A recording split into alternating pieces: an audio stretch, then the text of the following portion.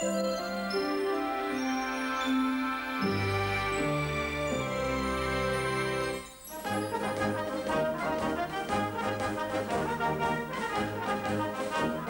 Cheshire Regiment will amalgamate with the Staffordshire Regiment and the Gloucestershire Regiment with the Duke of Edinburgh's Royal Regiment.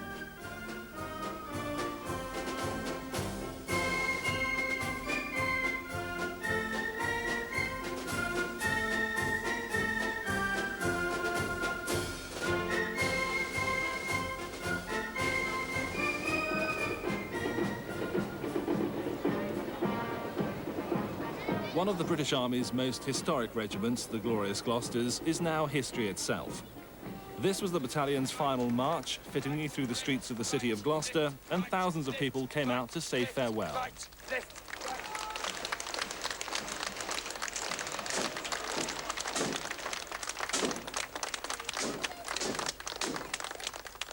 It's a great pity. It's got a hell of a reputation, and it's got more battle honours than any other regiment.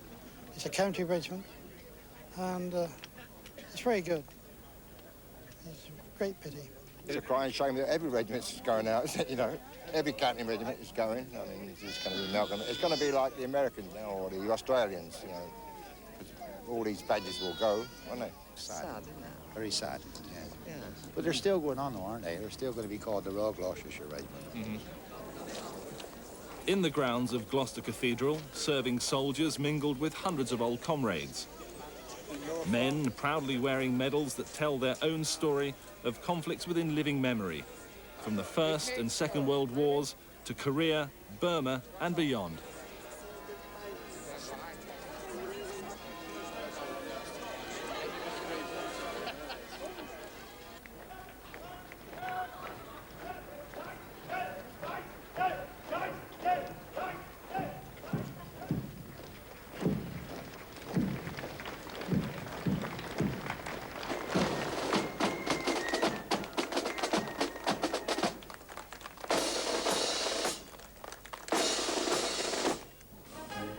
No one associated with the Gloucestershire Regiment wants this amalgamation, but now it's here, they won't let the Gloucesters go without ceremony.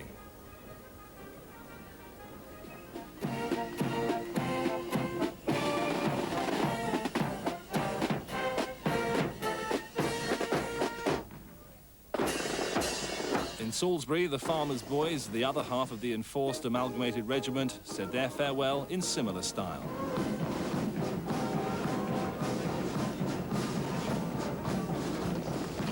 The Dukes, created 35 years ago from a merger between the Wiltshire and the Berkshire regiments, but with 250 years of history between them, is now going through the process all over again. It seems a bit silly to me, but I mean, I don't see why I couldn't leave well alone, really. My regiment is the Wiltshires and the Berkshires, and I think they could have left well alone. If not, it would have made far more sense, to my way of thinking, to put them with the Hampshire regiment. We would then have had the Hampshires, Wiltshires and Berkshires, three counties adjoining one another.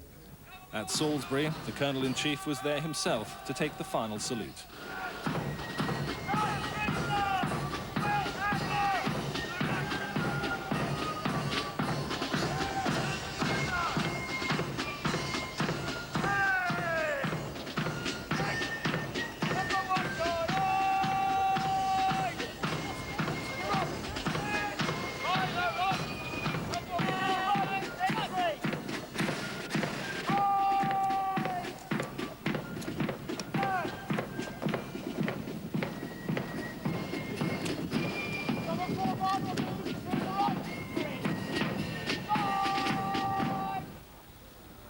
Berlin, 1987, the Gloucesters' last tour of duty in the divided city between East and West.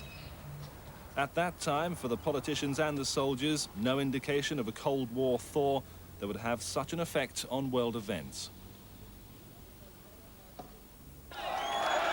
Berlin, 1989, the symbolic end of communist domination in the East. The wall came down and the writing was on it for Britain's armed forces and the Gloucesters.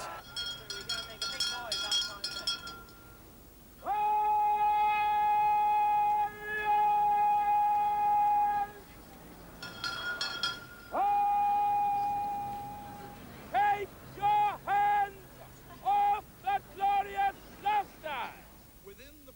But despite a campaign to save the Gloucesters, the defence cuts went ahead. The Cheshire Regiment will amalgamate with the Staffordshire Regiment and the Gloucestershire Regiment with the Duke of Edinburgh's Royal Regiment.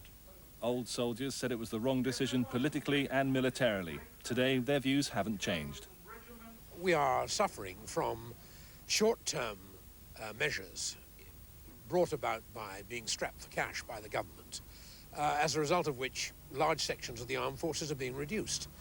We are doing away with yet another battalion, and a first-rate one in the Gloucesters, at a time when we see the IRA are beginning to push back into the headlines again, when Bosnia is demanding more soldiers, when even if you want to take it right to the far side of the world, North Korea threatens from time to time that it has got atomic weapons and may let them off. Despite the death sentence, it's been business as usual for the Gloucestershire Regiment up to the point of amalgamation. Many of its officers and men have left, transferred or taken redundancy. But those who stay remain a fully trained fighting unit, as they have been for 300 years.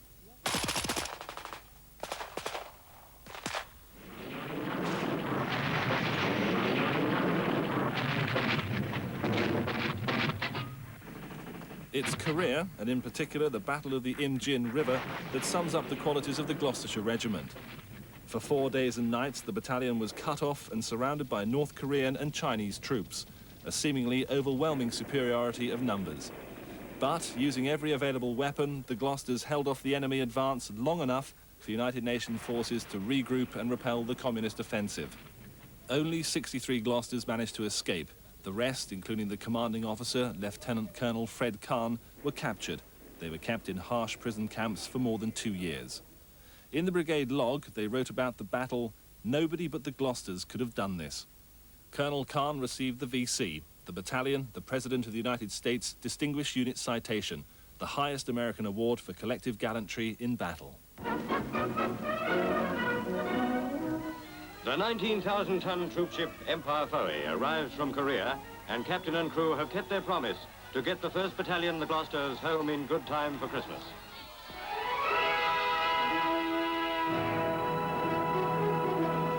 A Hastings aircraft arrives at Lynham Airfield in Wiltshire, bringing back 22 British soldiers from communist prison camps in North Korea. After a journey from Korea, the troop transfers 150 ex-prisoners of war. The glorious Gloucesters are among the 18 regiments represented. Still with his men is Lieutenant Colonel Kahn, who spent 19 months solitary confinement in prison camp. The Chinese methods of punishment were often primitive, and several officers and men had very unpleasant and sometimes terrible experiences, which are unlikely to endear the system to any Briton. I escaped from my original captors, was recaught by the North Koreans. I got away again and exchanged North Koreans for Chinese a number of times, and finally was incarcerated on the Yalu River right in the north of Korea, on the border with northeast China. And there we were with a very unpleasant period of time with forced communist instruction in their theology and orthodoxy, denied letters for a great deal of the time. Some people got letters, but many did not, and quite a number of people died there. The Im-Jin battle was fighting in the true tradition of the Gloucestershire Regiment. In Egypt in 1801, troops stood back-to-back against the French. For that, they are awarded the privilege, unique to this day in the British Army, of wearing a badge on the back as well as the front of their caps. The regiment had earned a reputation and enhanced it at Alexandria. When beset on all sides, the commanding officer simply told the rear rank to turn about face and go on fighting the enemy from that direction, whereby they survived, though there were a great number of casualties. More Gloucester's heroics, 1849 and the Battle of Chilianwalla. Outnumbered by Sikhs 3-1, the Gloucesters stormed the lines and helped rout the 32,000-strong army. 1899 and the Boer War. Scarlet gave way to khaki, a new style of war, and a mixture of defeat and victory for the Gloucesters. 1914-18, the Great War. 24 battalions fighting at Ypres, the Somme, Gallipoli and Macedonia. The regiment won 2 VCs, 72 new battle honours, but 8,000 men were killed. At Dunkirk, the 2nd Battalion defended the town of Cassel for 4 days. In Burma, they helped check the Japanese invasion. On June the 6th, 1944, D-Day saw the Gloucesters advancing through France. On to Northern Ireland, the troubled province where, over the past 25 years, the Gloucesters have had a regular presence. 3 tours in the 1970s, all in the Lower Falls district of Belfast. The battalion suffered its first casualties since Korea. 5 killed, 20 wounded, and 2 MCs awarded. 1978, back as a garrison battalion for 18 months. 1988, another 2-year tour of duty in East Tyrone. 28 terrorists jailed, violent incidents reduced, and a hatful of awards for the battalion. From Northern Ireland to Catterick and joining 24 Air Mobile Brigade. Training in earnest for all eventualities on Salisbury Plain. They call this fighting in a built-up area, keeping the troops fighting fit. Prior to them coming in, they're gunned up and fired up in their start line, in their line of departure, and they're told it's for real, so they're going in thinking it is for real, or they should be. That's the attitude of mind they should have when they're going in.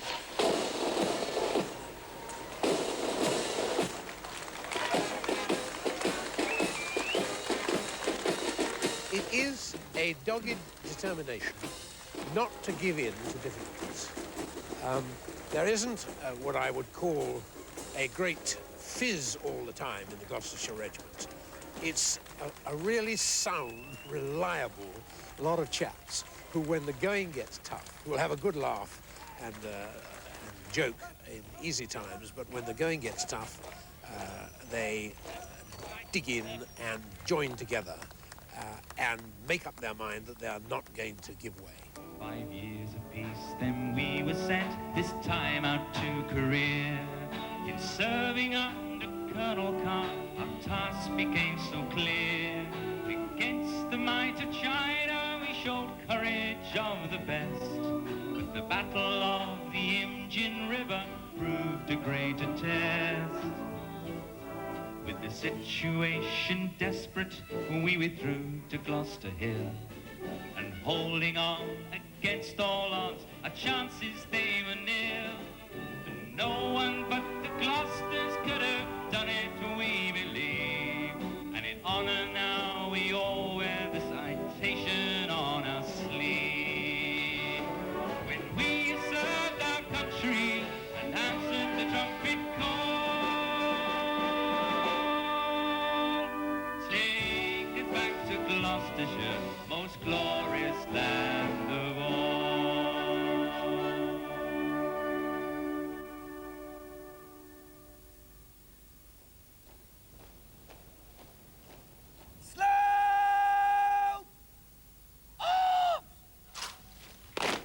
Some things never change in the army. Today, the Duke of Edinburgh's Royal Regiment drill with the precision and discipline of their Berkshire and Wiltshire ancestors of 250 years ago. It's a history that's recorded at regimental headquarters in Salisbury. The regiment has fought all over the world. The 62nd were stationed in India, and in 1845 they came across a large contingent of enemy Sikhs, and they led a very large attack. And on the 21st of December of that year, they got into a battle, and they lost 18 out of their 23 officers and about 250 out of their 500-odd soldiers on the first day. And on the second day, the 22nd of December, we found that they were still fighting strongly, but all their companies were being led now by sergeants as opposed to by officers.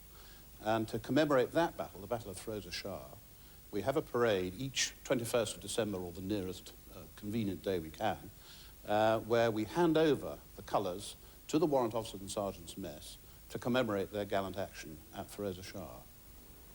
Other regimental traditions have become part of the English language. In the 1850s, the 99th had such a reputation for being so smart, they coined the expression dressed up to the nines. And then there's Bobby, a regimental mascot in Afghanistan and a Victorian national hero. In 1880, at the Battle of Maiwand, the 66 were fighting gallantly, and they reached a stage where they lost all but 11 of their men. And we now have a a wonderful picture of the stand of the last 11. With the last 11 came Bobby the dog, who was a mascot of the regiment at that time. Very sadly, the last 11 perished, but Bobby survived the battle. And he was eventually brought back and taken down to Osborne House, where Queen Victoria met him, was introduced to him, and actually presented him with a medal. Bobby eventually died under the wheels of a cab. But the battle spawned another legend. Sir Arthur Conan Doyle based his Dr. Watson character on the regimental medical officer. The Berkshire and Wiltshires fought in all succeeding campaigns, winning a VC in the Boer War. 24 battalions were raised to fight in the Great War, winning 115 battle honours and 3 VCs. But the cost in men was immense. 11,500 were killed. A legend in the Second World War was Sergeant Maurice Rogers, who, on June the 3rd, 1944, at Anzio in Italy, single-handedly stormed enemy strongholds. For his courage and devotion to duty, the Victoria Cross, posthumously.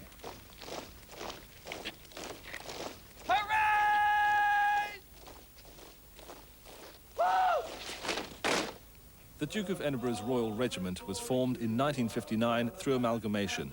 In those 35 years, it's established its own identity, but now it's more upheaval and change for the farmers' boys. And the daughter for his bride. Now the lad which was, and the farm now has, often thinks and smiles with joy. Oh, bless the day he came that way, to be a farmer's boy, to be a farmer's boy.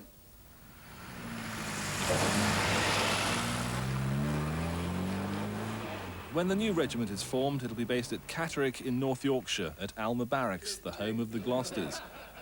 In the sergeant's mess, all the talk recently has been of the amalgamation and how best to make it work.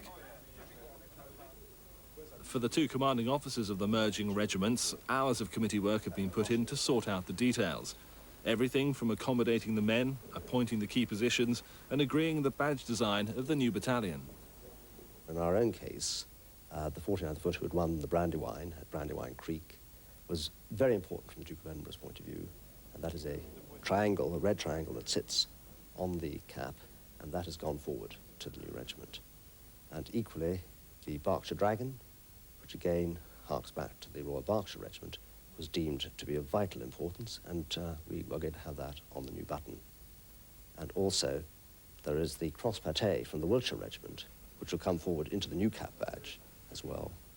So we feel that certainly, from the point of view of visibility in front, up front, will be very visible signs from both previous regiments. A most enormous amount of effort and work and consultation has gone into deciding everything, right down to the buttons, the badges, traditions, which men go where in the battalion, what jobs people do, the balance of officers and sergeants and so on.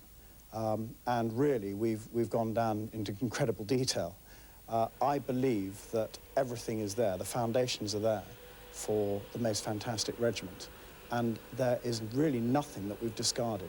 We've taken the policy, both regiments, that we want to take the best through from both the regiments.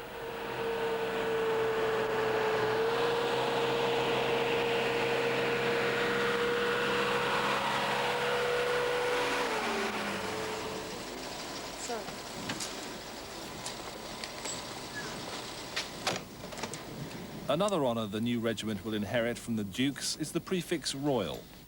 Prince Philip, who'll be its new Colonel-in-Chief, joined thousands at Salisbury Cathedral for a Thanksgiving service.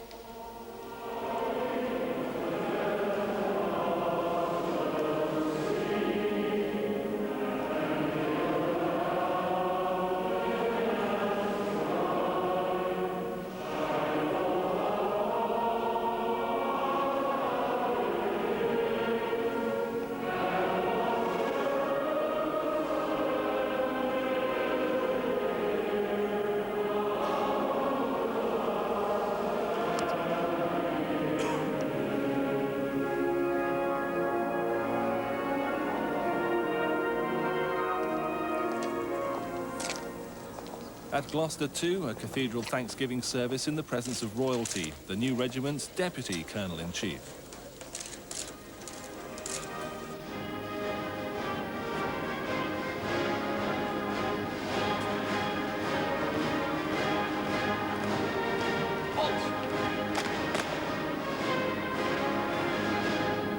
Escort to the colours. Present arms. The Worcesters, the Gloucesters, they've done their bit. The Warwicks and the Berkshires, as fighting men, they're it. They show it. We know it. They've marched and fought like hell. Those old county regiments, and dozens more as well. Every wreath symbolised a battle honour, 141 in all, more than any other regiment in the British Army.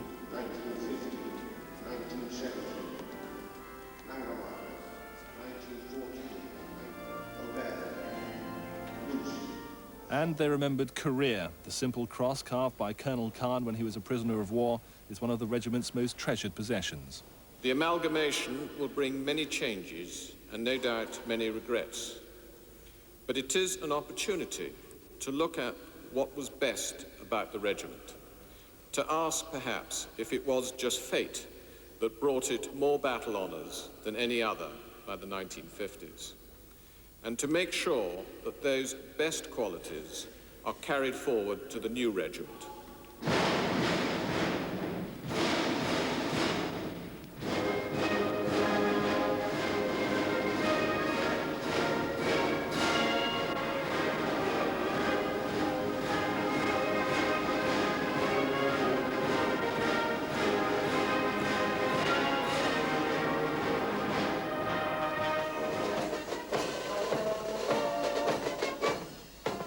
Both the Gloucesters and the Duke of Edinburgh's said farewell in a series of freedom marches in towns and cities throughout Wiltshire, Berkshire, Gloucestershire, Avon and Bristol. In Swindon and Chippenham, as everywhere, the crowds came out in their thousands.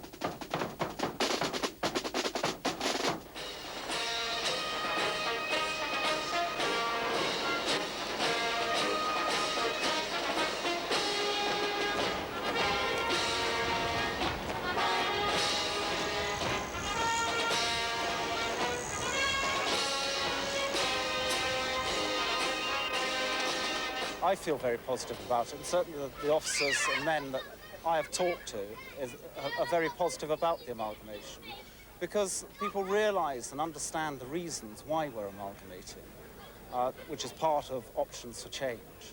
And I think people want to go forward and now form the new regiment and really get on with it, get on with soldiering.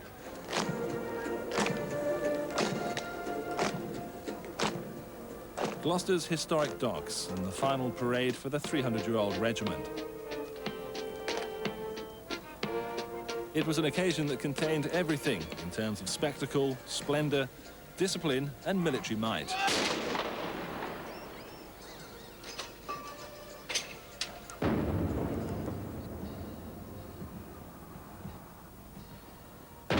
And as the last shot of the 21-gun salute rang out, some couldn't hide their emotion.